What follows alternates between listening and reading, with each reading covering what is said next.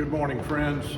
Luke and I just wanted to spend a few minutes with you talking about what happens here. And I think we all know that this has always been of supreme importance, worship, essentially. And maybe even more so during this past year. We're doing a lot of other things, to journey groups, to Sunday school classes, to missional outreach is still happening. But this, our pause for our youth and children, our children's choir, youth choirs, lots going on. we also know there have been a couple of frustrating moments for us and for you as listeners. Sometimes, a couple of times it's been out of sync. On Christmas Eve, maybe the first time you saw one of the services, last Sunday at 8:45. So we just wanted to respond to that and let you know how much we care about what we put out on Sunday morning and what we're doing.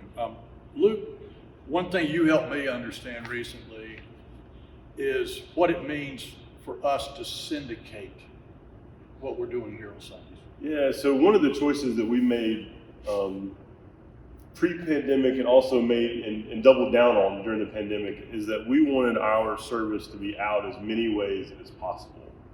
And the idea is that we use a streaming service that allows us to syndicate the worship service to different platforms. So that if you're someone that uses a tablet and you like Facebook, you can get on Facebook. If you're someone that has a computer and uses Chrome, you can do Chrome. Or if you're someone that uses an Apple TV and you use the YouTube app, you can get on there. Or if you're someone that simply wants to go to our website, you can also do that and see. And so part of our decision about being live and about making sure we can get out to as many people possible is a choice, but makes it a little more complicated. It's a little more complicated than simply putting a video on YouTube.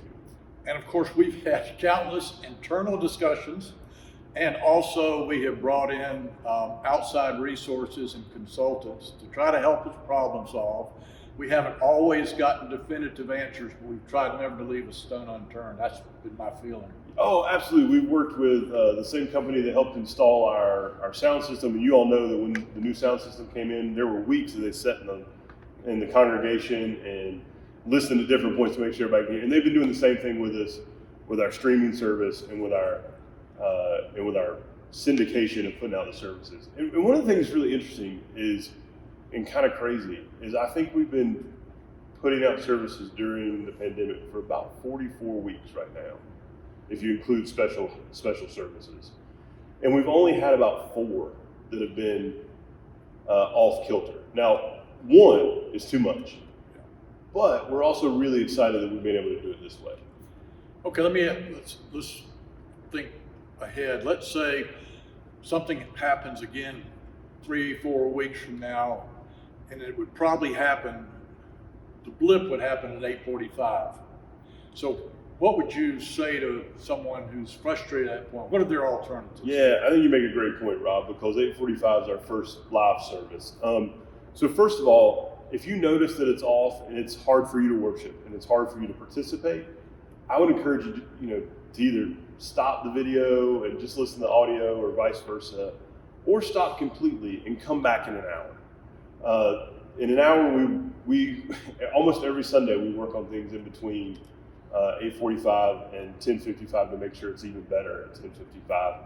And when we have issues, we typically have them corrected by 10:55, working with our providers and that kind of thing. And so if they couldn't get back at 11, it'll get posted and it'll be corrected also, right? That's exactly right. All of our videos are posted to our Central UMC YouTube video page. If you go to YouTube and you, in the search bar, put Central United Methodist Church Asheville, you'll find our YouTube page. And there's archives all the way back to like 2013, 2012. So, and every one of our services are put there after the service on the morning.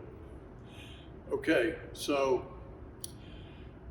as a staff, I guess 5 or 6 times since March, we have sat down and wrestled with the idea, what's the advantage of doing live?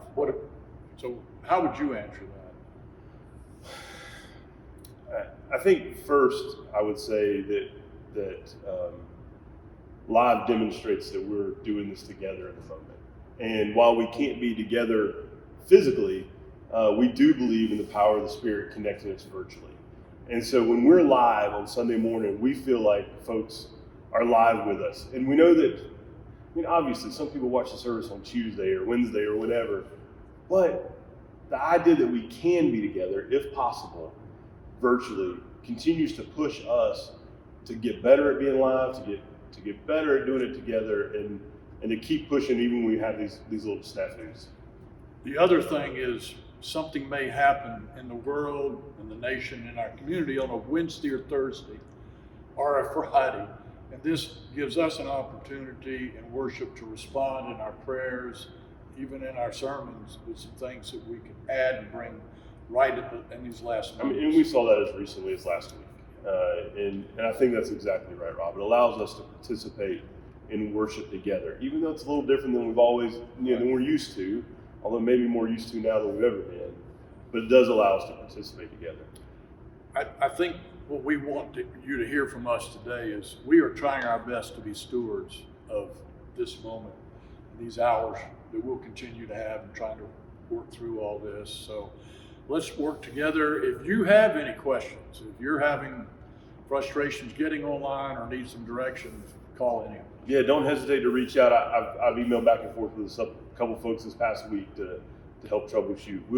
We're more than willing to help fix or help you figure out what's going on in your home, and we want to make sure you stay plugged in. This space here, we will be here together again. We will. We will. God bless you all.